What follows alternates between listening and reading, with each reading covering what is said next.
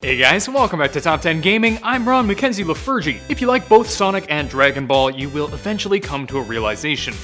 They're super similar. Like, crazy similar. And since Dragon Ball came out first, Sonic is often accused of copying it. Now, I'm not actually saying, oh, Sonic ripped off Dragon Ball and is so lame. No.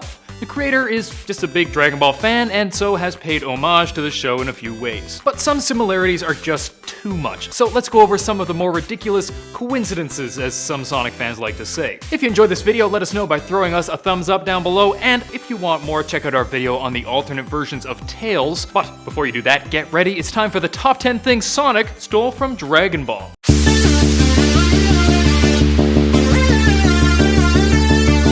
Number 10. Shadow is Vegeta. There are a few Sonic characters who seem heavily inspired by Dragon Ball characters, and Shadow is definitely one of them. Both Shadow and Vegeta start out as enemies of the main character, but later they become friends, although they maintain a rivalry. They have similar goals to their rivals, but wish to complete them in somewhat more aggressive and callous ways. Of course, there are differences. Shadow was artificially created and programmed to do this stuff, while Vegeta was kind of just a jerk, but they both saw the error in their ways and performed. Number 9. Resurrection. We all know that Goku loves to die. He's died 3 times in the main timeline, once when fighting Raditz while Goku and Piccolo were defending Gohan, and Piccolo killed Goku and Raditz at the same time. Again during the Cell games when he sacrifices himself to keep Cell away from the planet when he's self-destructing, and a 3rd time in Dragon Ball Super when Hit the Assassin just wrecked him. There's some debate, but the 3 are generally accepted to be his deaths. Every time he came back either through Dragon Balls or Ki Blasts, but he still died. And you know who else died and came back? The blue guy in the game that shall not be named.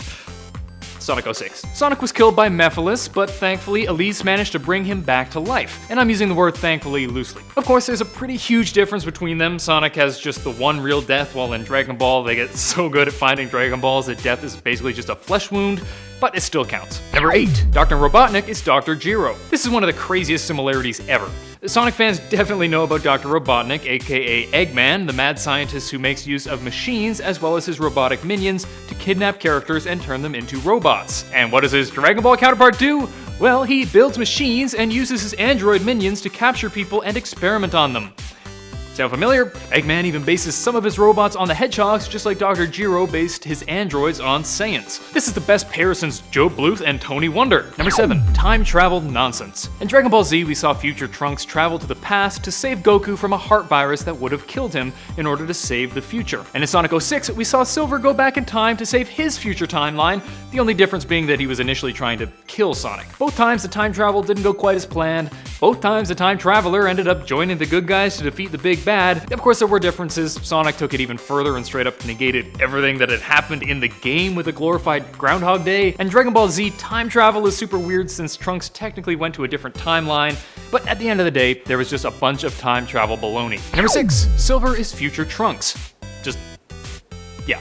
This is one of the most common comparisons, so you guys probably know all the usual reasons. From the future, coming back to save the world, unconventional means of fighting with a sword or psychokinesis, blah blah blah. But one really neat thing I saw pointed out in the forums is based on Sonic and the Black Knight. In that game, Shadow is Sir Lancelot and Silver is Sir Galahad. And in the King Arthur story, Galahad is a son of Lancelot, just like Trunks is a son of Vegeta. But it gets even better because Ian Flynn of Archie Sonic said that in the Archie canon, Silver was a descendant of Shadow, who is a Sonic version of Vegeta.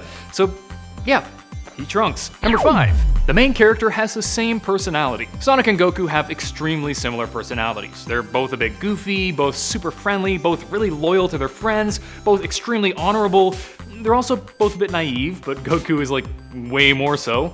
Didn't even know what kissing was. Now the thing with this is that it is super common for anime protagonists. They love to make their characters goofy. One Punch Man, Luffy, Naruto, even Ash Ketchum in the early years are all fairly similar in terms of personality. But they all have their own quirks, while Sonic and Goku are more or less the same person. Of course, they don't look the same, but there is one characteristic they both share. Number 4, spiky hair.